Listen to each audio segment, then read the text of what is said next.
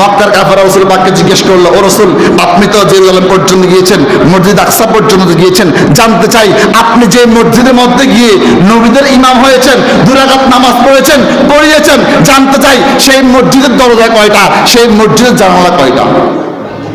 অবাক করার বিষয় না? আমি মসজিদে আছি কয়দিন? সম্ভবত 4 মাস, কম বেশি। আমি এখন পর্যন্ত গণি নাই এখানে জানালা আছে কয়টা। আমার মতো অনেক মুসল্লিও থাকতে পারে, হিসাব আছে। হয়তো দরজা 2টা দেখছি, জানালা কয়টা গুনছি? কথা বল না, গুনছি? ফিলার কয়টা গুনছি? তারা এমন জাহেল, রাসূলকে জিজ্ঞেস করলো, রাসূল আপনি যে মসজিদে গিয়ে নামাজ পড়েছেন, বাইতুল মাকদাসের মধ্যে গিয়েছেন, বললেন নামাজ পড়েছেন, নবীদের ইমাম হয়েছেন, রাসূলদের ইমাম হয়েছেন, জানতে চাই সেই মসজিদের দরজা কয়টা, জানতে চাই সেই মসজিদের জানালা কয়টা, জানতে চাই সেই মসজিদের ফিলার কয়টা। রাসূল পাক চিন্তা করে দিলেন। আল্লাহ রাসূল বললেন, যখন তারা আমাকে এভাবে একের পর এক প্রশ্ন করতে লাগলো, জিজ্ঞেস করতে লাগলো, খোদার কসম আল্লাহ সেই মসজিদ আকসাকে আমি নবীর সামনে উঠাই ধরলেন। আমি দেখে গনে বলেছি মসজিদ আকসার পিলার এতটা, আমি দেখে বলেছি মসজিদ আকসার মধ্যে জানলা এতটা, আমি দেখে বলেছি মসজিদ আকসার মধ্যে দরজা এতটা রয়েছে। জোরে বলুন সুবহানাল্লাহ। রাসূল যদি সশরীরে না যাইতেন এই প্রশ্নের দরকার হইতো, এই উত্তরের দরকার হইতো।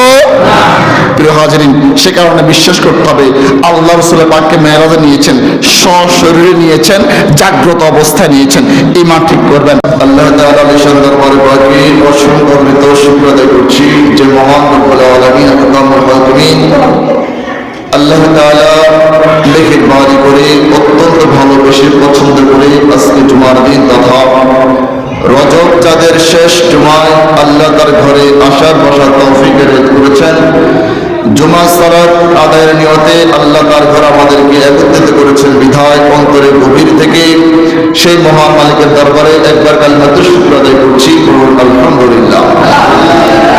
পাশাপাশি অজস্র অগণিত দুরূদ শরীফ হাদিয়া প্রেরণ করছি আপনার নামদার তাজদার মদিনা হায়াতুন নবী জিন্দা নবী নূরের নবী মেরাজ ওয়ালা নবীর কদম মোবারকে আল্লাহ তাআলা শুধুমাত্র যে রাসূল পাকের সদকায় আমাদের মতো আদনা গুনাহগার উম্মতদেরকে অন্যান্য অনেক নবী উম্মতদের মতো নাফরমানি করার কারণে, গুনাহ করার কারণেও আল্লাহ অন্যান্য অনেক নবী উম্মতকে আল্লাহ ধ্বংস করে দিয়েছেন, ধূলিসাৎ করে দিয়েছেন, উলট পালট করে দিয়েছেন, বানর পর্যন্ত বানিয়ে দিয়েছেন। আল্লাহ তাআলা শুধুমাত্র যে রাসূল পাকের সদকা আমাদেরকে অজস্র নাফরমানি করার পরেও হঠাৎ কোনো আকস্মিক আযাব গজব দিয়ে ধ্বংস করে দিচ্ছেন না। আল্লাহ তাআলা যারা আমাদের গুনাহগার উম্মতের পক্ষ থেকে সেই মহারাসূল আরবের দরবারে অজস্র অগণিত দুরূদ শরীফ হাদিয়া কবুল আর মঞ্জুর করেন, সকলে বলুন আমিন। মেরাজ রাসূল পাকের একটা মুজিজা। আর মুজিজা কাকে বলে? যেটা আমাদের মতো মানুষের সাধারণ আকল দিয়ে, বিবেক দিয়ে চিন্তা করা সম্ভব। কথা বলা, চিন্তা করা সম্ভব। আল্লাহর কোন কুদরত আপনি চিন্তা করতে পারবেন? রেজাল্ট বের করতে পারবেন? এটার নাম কুদরত, যেটা মানুষের পঞ্চ ইন্দ্রিয় দ্বারা চিন্তা করা সম্ভব হয়, বোঝা সম্ভব হয়। এটার নাম মুজিজা। কেউ পারে না, নবীরা পারে। এটার নাম মুজিজা। কেউ পারে না, রাসূল পারে। কারণ কি? আল্লাহ তার নবীদেরকে, রাসূলদেরকে মুজিজা দিয়েছেন। উম্মত পারত না, নবী পারে। উম্মত পারত না, রাসূল। যদি উম্মত পারত, উম্মত বুঝতো, তার নাম মুজিজা হইতো। কথা বুঝতে পারছেন? তো মেরাজটা হচ্ছে রাসূল পাকের মুজিজা, যেটা বান্দার এই সামান্য আকল দিয়ে, বিবেক দিয়ে চিন্তা করা এবং বোঝা কোশ্চিন কালো সম্ভব হবে, সম্ভব হবে। এটার নাম মেরাজ। সুবহানাল্লাযী আসরা বিআবদিহি লাইলাম মিনাল মাসজিদিল হারাম ইলাল মাসজিদিল আকসা আল্লাযী বারাকনা হাওলাহু লিনুরিয়াহু মিন আয়াতিনা ইন্নাহু হুয়াস সামিউল বাসীর। মনোযোগ আকর্ষণ করছে, আল্লাহ বলছেন সুবহান, পবিত্রতা ওই সত্তার, সমস্ত প্রশংসা এবং পবিত্রতা ওই রব্বে কারীমের, আল্লাযী যিনি আসরা ভ্রমণ করিয়েছেন, বিআবদিহি তার বান্দাকে, লাইলাম রাতের কিছু একটা সময়, পুরো রাত নয়, অর্ধেক রাত নয়, 1/3 নয়, আল্লাহ বলছেন লাইলাম, রাতের কিছু একটা সময়ের মধ্যে আল্লাহ কোত্থেকে মিনাল মসজিদিল হারামি বাইতুল্লাহর মক্কাতুল মুকাররমা থেকে ইলাল মসজিদিল আকসা বাইতুল মাকদাস পর্যন্ত, যেটাকে মুসলমানদের প্রথম কিবলা বলা হয়, জেরুজালেমের মসজিদ মসজিদ আকসা পর্যন্ত আল্লাহ বললেন আমি আমার বান্দাকে ভ্রমণ করিয়েছি রাতের একটা সময়ে। আল্লাহ থেকে আল্লাহ বললেন মসজিদ হারাম থেকে, বাইতুল মুকাররম থেকে নয়।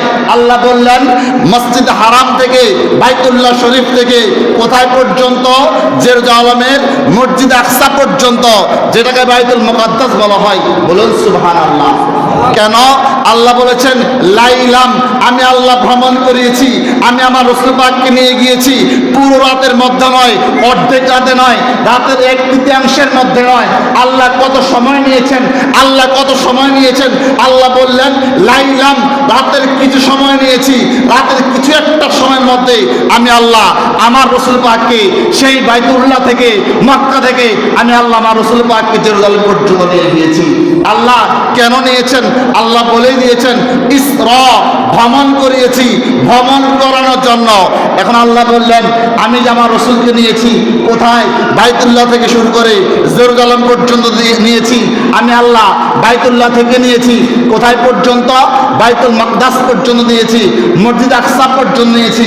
এবার আল্লাহ বলছেন আমি আল্লাহ আমার রাসূল পাককে নিয়েছি আল্লাযী বারাকনা, আমি আমার রাসূল পাকের যে রাস্তা দিয়ে নিয়েছি, যে পথ ধরে নিয়েছি, আমি আল্লাহ আমার রাসূল পাকের সেই রাস্তার দুপাশকে বরকতময় করে দিয়েছি। বলুন সুবহানাল্লাহ। আল্লাহ বললেন বারাকনা, আমি আল্লাহ বরকতময় করে দিয়েছি। আল্লাহ কেন বরকত দিয়েছেন? আল্লাহ কেন নিয়ামত দিয়েছেন? আল্লাহ কেন আপনি আপনার রাসূল পাককে নিয়ে গিয়েছেন, ভ্রমণ করিয়েছেন? কিছু হয়তো দেখাবেন, দিদারে ইলাহি দিবেন। আল্লাহ বলছেন না, লিনুরিয়াহু, যাতে করে মিন আয়াতিনা, আমি আমার রাসূল পাককে আমি আল্লাহ যে কুদরত রেখেছি, আমি আল্লাহ যে নিদর্শনগুলো রেখেছি, যাতে করে আমি আমার রাসূল পাককে সেগুলো দেখাতে পারি। বলুন সুবহানাল্লাহ। আল্লাহ বললেন ইন্নাহু ওয়াস সামিউল বাসীর, আমি আল্লাহ নিশ্চয়ই সর্বশ্রোতা এবং সর্বদ্রষ্টা। সামি, যিনি অধিক দেখেন, বাসীর, যিনি অধিক শুনেন। আল্লাহ বললেন আমি আমার রাসূল পাককে নিয়েছি কোত্থেকে নিয়েছি? বাইতুল্লাহ থেকে নিয়েছি। কোন পর্যন্ত নিয়েছি? মসজিদ আকসা পর্যন্ত নিয়েছি, বাইতুল মুকাদ্দাস পর্যন্ত নিয়েছি। প্রিয় হাজিরিন, আল্লাহ রাসূল বললেন আমাকে আল্লাহ তাআলা জিবরাইলের মাধ্যমে রাতের একটা সময়ের মধ্যে দাওয়াত প্রদান করেছেন, দাওয়াত দিয়েছেন। আমি রাসূল ঘুমন্ত ছিলাম, জিবরাইল আমিন আসলেন, বললেন ও আল্লাহ রাসূল, আল্লাহ আপনাকে মেরাজে ডেকেছে। বলুন সুবহানাল্লাহ। জিবরাইল বললেন রাসূল পাক অনুমতি চাচ্ছি, আপনি রাসূল পাক ঘুমিয়ে আছেন, যদি অনুমতি দেন আমি আপনার ঘরের মধ্যে প্রবেশ করব। বলুন সুবহানাল্লাহ। এখান থেকে একটা মাসালা, যখন কারো ঘরের মধ্যে যাবেন, কারো রুমের মধ্যে যাবেন, কাউকে ডাকতে যাবেন, বাহির থেকে সালাম দিবেন, একবার, দুবার, তিনবার। যদি সালামের জবাব ভিতর থেকে আসে তবে ভিতরে প্রবেশ করবেন। যদি ভেতর থেকে উত্তর না দেয়, সালামের জবাব না দেয়, তার ঘরে প্রবেশ করা যাবে। এটা ইসলামের আদবের পরিপন্থী, এটা শরিয়ার আদবের পরিপন্থী। তো বলছিলাম জিবরাইল বললেন ও রাসূল, আল্লাহ আমাকে আপনার কাছে পাঠিয়েছি, আল্লাহ আপনাকে দিদার ইলাহিতে নেবে, যদি আপনি অনুমতি দেন আমি জিবরাইল আপনার ঘরে প্রবেশ করতে পারি। বলুন সুবহানাল্লাহ। তো জিবরাইল বললেন ও রাসূল, আল্লাহ আপনাকে ডাক দিয়েছেন, কারণ সে বছরটাকে বলা হয় ইসলামের ইতিহাসের মধ্যে আমুল হুজন, দুঃখের বছর। দুঃখের বছর, যে বছরটা রাসূল পাক তার প্রিয় স্ত্রীকে হারিয়েছেন, আম্মা জান খাদিজাতুল কুবরা রাদিয়াল্লাহু তাআলা আনহা। আল্লাহ রাসূল তাকে হারিয়েছেন এবং আরেকজনকে হারিয়েছেন, যিনি রাসূল পাকের মাথার উপর ছায়ার মধ্যে থাকতেন, যিনি আল্লাহর নবীকে এই কাফেরদের মধ্য থেকে, এই জালেমদের মধ্য থেকে রাসূল পাককে ছায়ার মতো আগলে রেখেছেন। এমন এক চাচাকে রাসূল পাক হারিয়েছেন। হারানোর পর যখন রাসূল পাক অন্তরের মধ্যে একটু ব্যথা নিয়ে, একটু দুঃখ নিয়ে, যেটাকে আমরা সহজ বাংলায় বলি ভারাক্রান্তর মন নিয়ে চলাফেরা করছেন। কারণ আল্লাহ পাকের ইশারা, আল্লাহ পাকের আদেশ, এখানে না মানার কোনো সুযোগ নেই, মন খারাপ করার কোনো সুযোগ নেই। তো রাসূল পাকের আল্লাহর বিধান, আল্লাহ পাকের আদেশ মেনে নিয়েছেন, কিন্তু অন্তরটা একটু দুঃখ, ভারাক্রান্ত হৃদয়। তো আল্লাহর নবী যখন এই অবস্থার মধ্যে দিন পার করছেন, করছেন।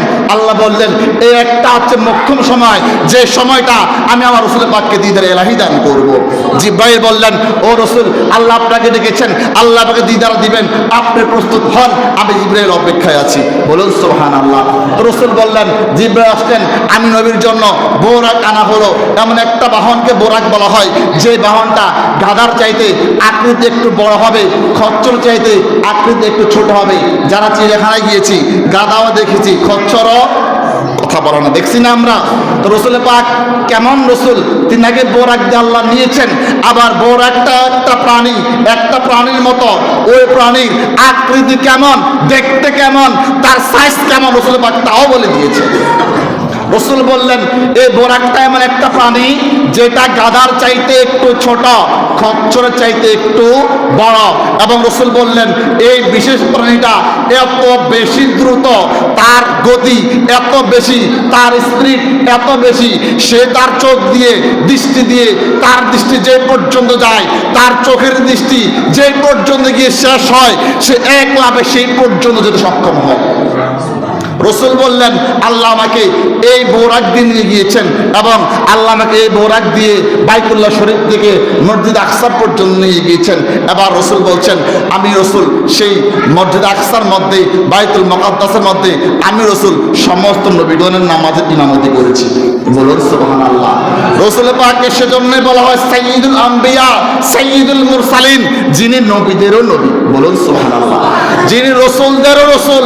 তো রসুল বললেন আমি রসুলকে আল্লাহ বাইতুল মাকদাস পর্যন্ত নিয়েছেন, সেখানে আমি নবী সমস্ত পয়গম্বরদের নামাজের জামাতের ইমামতি করেছি। বলুন সুবহানাল্লাহ। এটা একটা ঘটনা আছে যখন প্রত্যেক পয়গম্বর কাতারবদ্ধ হয়ে গেছেন, দাঁড়িয়ে আছেন মসজিদ আকসার মধ্যে, ইমাম হবে কে, নামাজ কে পড়াবে। আজকে এই নবীদের মজলিস সাধারণ কোনো মজলিস নয়। তো ভাবছেন প্রত্যেক পয়গম্বর চিন্তা করছেন আজকে এমন একটা জামাত যেটা দুনিয়ার কোনো সাধারণ সামান্য জামাত নয়। কথাগুলো একটু বন্ধ করেন। তো ভাবছেন যে আজকের জামাতের ইমাম কে হবেন, আজকের পয়গম্বরদের এমন একটা নামাজের জামাত, এই জামাতে ইমামতি করবেন কে? প্রত্যেকে আরসাল মুরসাল হয়েছেন, কারণ নবী রসুল দুইটা অর্থ মেসেঞ্জার, বার্তাবাহক, যিনি রব্বে কারীমের পক্ষ থেকে বার্তা নিয়ে, মেসেজ নিয়ে, আল্লাহর পয়গাম নিয়ে মানুষের কাছে এসেছেন, দিনের দাওয়াত দিয়েছেন, আল্লাহর বাণীগুলো মানুষের কাছে পৌঁছে দিয়েছেন। তো প্রত্যেকেই নবী, প্রত্যেকেই রসুল। প্রশ্ন হচ্ছে আজকে নবীদের মিলন মেলায়, আজকে রসুলদের মিলন মেলায় তাদের নেতা হবেন কে? আজকে নবীদের মিলন মেলায়, রসুলদের মিলন মেলায় তাদের ইমাম হবেন কে, তাদের প্রধান হবেন কে? যখন প্রত্যেক পয়গম্বর দাঁড়িয়ে আছেন, নবীরা দাঁড়িয়ে আছেন, রসুলগণ দাঁড়িয়ে আছে, জিবরাইল আমিন পেছন থেকে এসে আমার রসুল পাককে বলে ও রসুল আপনি সামনে যান, আপনি আজকে নবীদের নামাজের ইমামতি করবেন। বলুন সুবহানাল্লাহ। আরেকটা আওয়াজ করে বলুন সুবহানাল্লাহ। রসুল বললেন আমি বাইতুল মাকদাসের মধ্যে 2 রাকাত নামাজ পড়েছি এবং আমি রসুল সমস্ত পয়গম্বরদের নামাজের ইমামতি করেছি। তাহলে আরেকটা কথা বলে রাখি, আজকে আমরা আলোচনা শুনছি মেরাজের। এই মেরাজটা মূলত 3 ভাগে বিভক্ত। আমরা এটাকে 3 পয়েন্টে কথা বলবো। একটাকে বলা হয় আল্লাহ কোরআন পাকের মধ্যে যেভাবে ঘোষণা দিয়েছেন আসরা বিআবদিহি, আল্লাহ তার বান্দাকে ভ্রমণ করিয়েছেন। এই কারণে একটার নাম ইসরা, যেটাকে বলা হয় নৈশকালীন ভ্রমণ। একটার নাম মেরাজ, যেটা দুনিয়া থেকে একবারে 7 আসমান ভেদ করে সিদরাতুল মুনতাহা পর্যন্ত গিয়ে যেই ভ্রমণ শেষ হয়েছে, ঊর্ধ্বাকাশে উপরের দিকে ভ্রমণ, এটার নাম মেরাজ। 3 নম্বর হচ্ছে ইরাজ, যেটা সিদরাতুল মুনতাহা থেকে রব্বে কারীমের দিদারে ইলাহির দিকে যেখান থেকে যাত্রা শুরু হয়েছে তার নাম হচ্ছে ইরাজ। তাহলে ইসরা, মেরাজ, ইরাজ, আজকে আলোচনা 3টা টপিক নিয়ে। আসুন আমরা কথা বলছি এতক্ষণ পর্যন্ত ইসরা নিয়ে। আল্লাহ তার রসুল পাককে বাইতুল্লাহ থেকে শুরু করে কোথায় নিয়েছেন? মসজিদে আকসা পর্যন্ত নিয়েছেন। এবার সেখানে রসুল বলছেন আমি রসুল যখন মসজিদ আকসার মধ্যে গিয়েছি, আমি আমার বাহনটাকে যে বোরাক দিয়ে আল্লাহ আমাকে আমার ঘর থেকে ইনভাইট করে নিয়ে গিয়েছেন, আমি রসুল আমার সেই বোরাককে সেই আংটার সঙ্গে বেঁধেছি, যে আংটার সঙ্গে প্রত্যেক পয়গম্বর, প্রত্যেক নবী, প্রত্যেক রসুল আল্লাহ দুনিয়ার মধ্যে 1 লক্ষ মতান্তরে 2,24,000 পয়গম্বর প্রেরণ করেছেন আল্লাহর এই বান্দা বান্দির হেদায়েতের দিশা দেওয়ার জন্য। রসুল বললেন প্রত্যেক পয়গম্বর যারা দুনিয়া এসেছেন, এসে যারা তাদের কিবলার দিকে ফিরে নামাজ পড়েছেন, আল্লাহর ইবাদত করেছেন, এখানটায় তারা অবস্থান করেছেন, ইবাদত করেছেন। এখানে এসে তারা তাদের বাহনকে যে আংটার সঙ্গে বেঁধেছে, আমি রসুলও সে আংটার সঙ্গে আমি রসুল পাকের সেই বোরাককে বেঁধে দিয়েছি। বলুন সুবহানাল্লাহ। প্রিয় হাজরিন, এবার আসুন অতঃপর আল্লাহ রসুলকে সেই বাইতুল মাকদাস থেকে বোরাকে করে এবার প্রথম আসমান, দ্বিতীয় আসমান, তৃতীয় আসমান, চতুর্থ আসমান, পঞ্চম, ষষ্ঠ, সপ্তম আসমান ভেদ করে সিদরাতুল মুনতাহা পর্যন্ত নিয়ে যাওয়া হলো। এবার এই ভ্রমণের মধ্যে এটার নাম মেরাজ, এটার নাম মেরাজ, যেটা মসজিদ আকসা থেকে বাইতুল মুকাদ্দাস থেকে শুরু হয়েছে, সপ্তম আসমান ভেদ করে সিদরাতুল মুনতাহা পর্যন্ত গিয়ে যে ভ্রমণের আরেকটা ধাপ সম্পন্ন হয়েছে, এটার নাম মেরাজ। এবার রসুল পাক বললেন, প্রত্যেক আসমান ভ্রমণ করেছি, প্রত্যেক আসমানের মধ্যে আমি রসুল পাক মেহমান হয়ে গিয়েছি।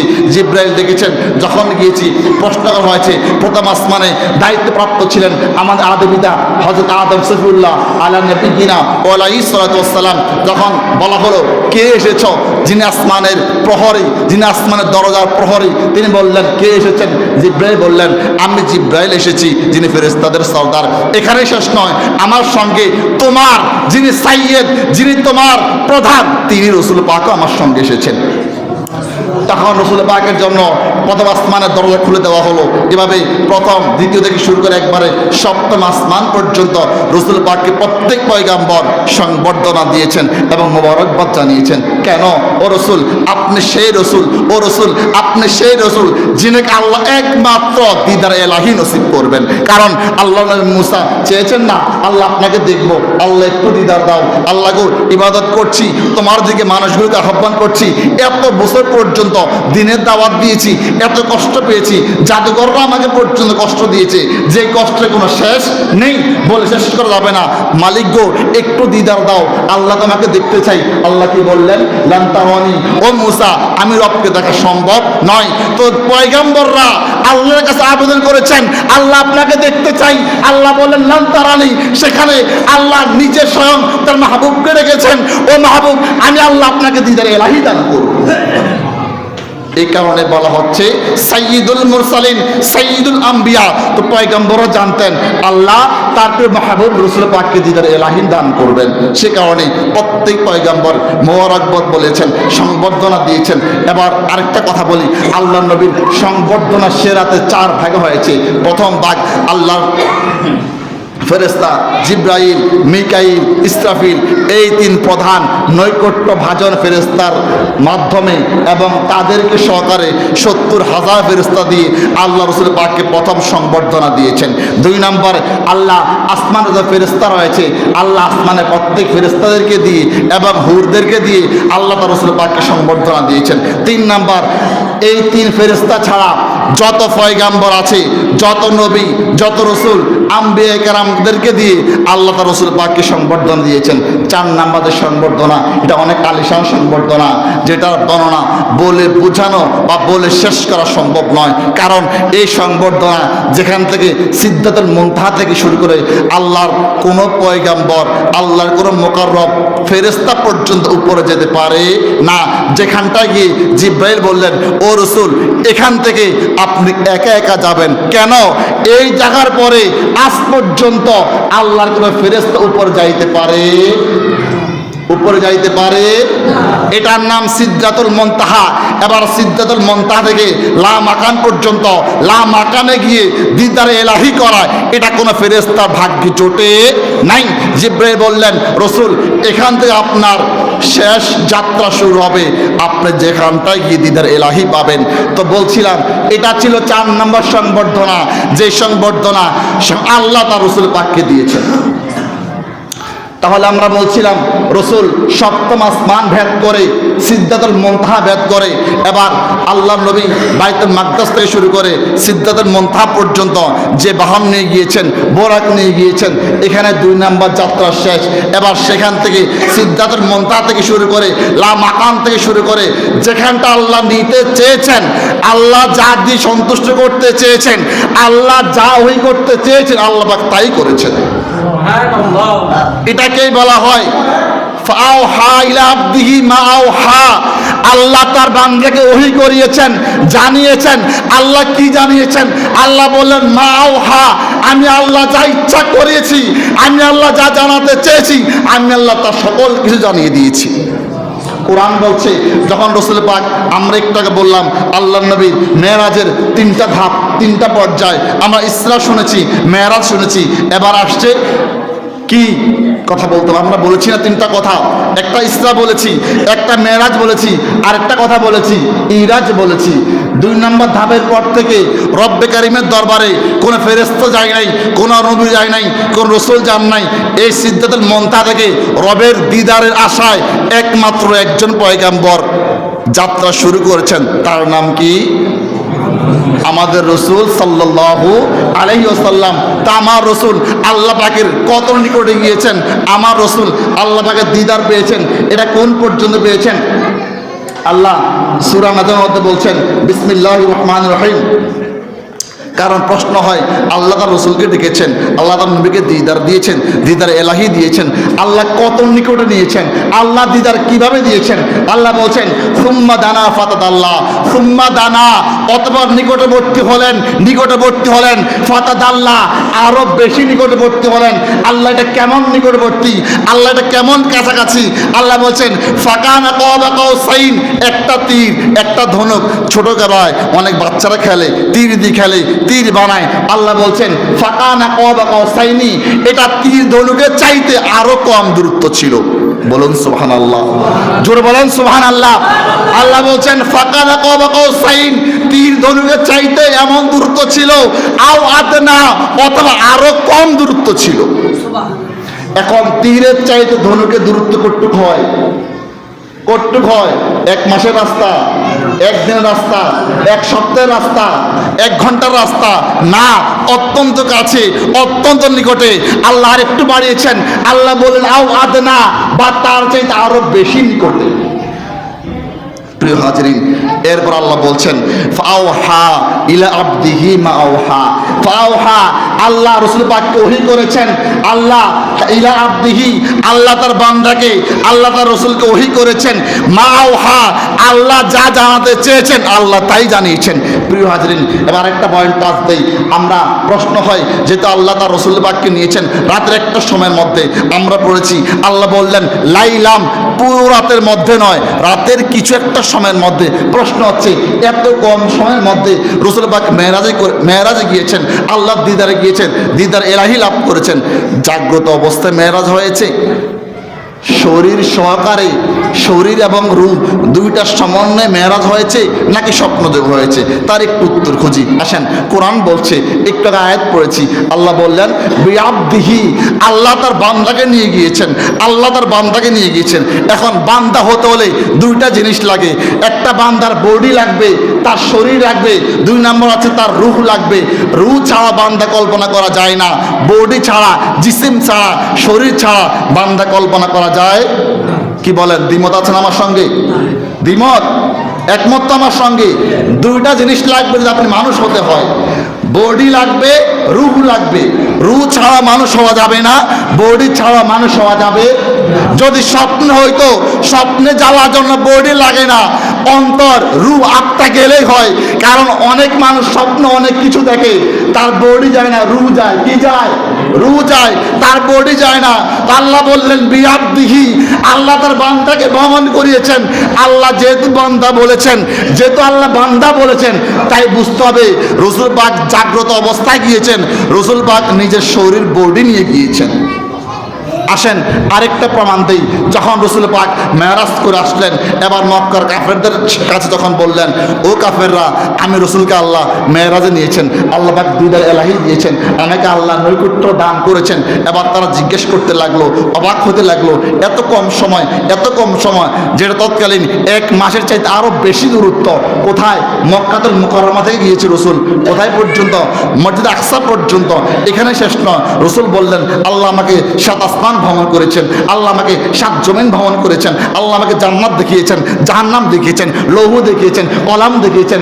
এবং রসুল বললেন, সহিহ বুখারীর প্রথম খণ্ড হাদিস, আল্লাহ নবী বললেন, আল্লাহ আমাকে এত উপর পর্যন্ত উঠিয়েছেন যেখানে ফেরেশতারা মানুষের তাকদীর লেখে, ভাগ্য লেখে, সেই লেখার কলমের আওয়াজ পর্যন্ত আমি রসুল শুনতে পেয়েছি। এখন কত উপরে নিয়েছেন এটা একমাত্র যিনি নিয়েছেন তিনিই জানে। এই জন্যই বলেছেন আও আদনা, আরো বেশি নিকটে নিয়েছেন।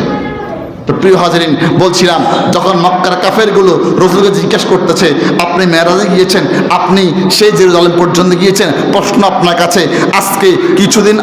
আজকের দিনে একটা কাফেলা মক্কা থেকে সিরিয়ার পথে গিয়েছে, আপনাকে বলতে হবে ওই কাফেলার মধ্যে কতজন মানুষ ছিল, আপনাকে বলতে হবে ওই কাফেলার মানুষগুলো সাথে কি নিয়ে গিয়েছিল, আপনাকে বলতে হবে ওই কাফেলার মধ্যে নারী কয়জন ছিল, পুরুষ কয়জন ছিল, ছোট কয়জন ছিল, বড় কয়জন ছিল। খোদার কসম করে বলছি, আল্লাহ নবী প্রত্যেকটা কিছুর বিবরণ দিয়ে দিয়েছেন।